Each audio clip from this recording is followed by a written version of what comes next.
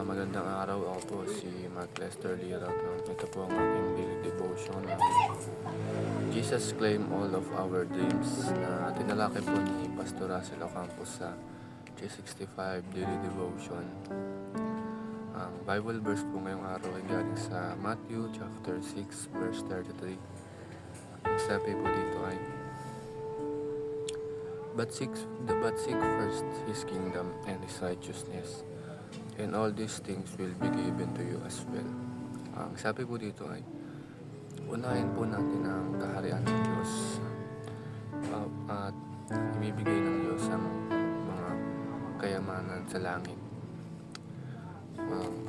Unang katuruan ngayong araw ay, Jesus calls us to give up worldly dreams.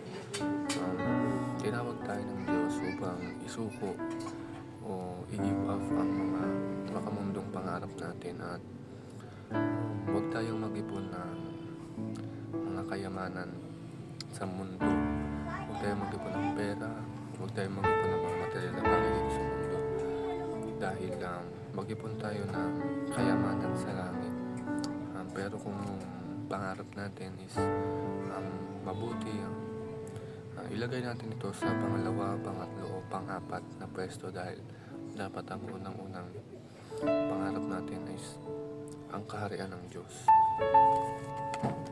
Ang second teaching is Jesus requires us to focus on His kingdom.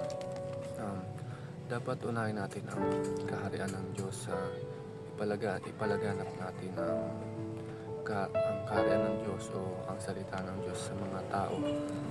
At kung tayo ay naghahari na sa atin yung kaharian ng Diyos pero sa pamilya natin ay hindi pa, ipalaganap natin ang salita ng Diyos o kaharian ng Diyos sa ating pamilya. At dahil mas importante ito kaysa sa ating mga bayarin, mga gustong bilhin o mga needs.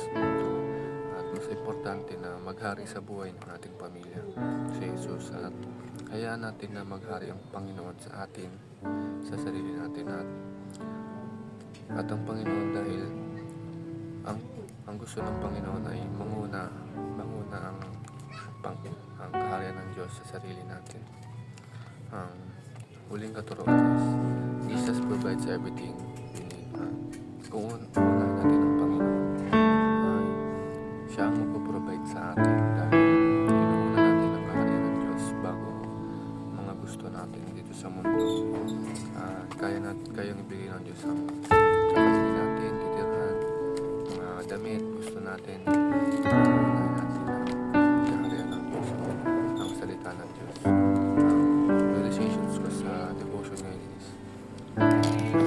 give up natin ang mga worldly dreams natin at unahin natin ang pagpapalaganap ng salita ng Diyos dito sa mundo. Yun lamang po.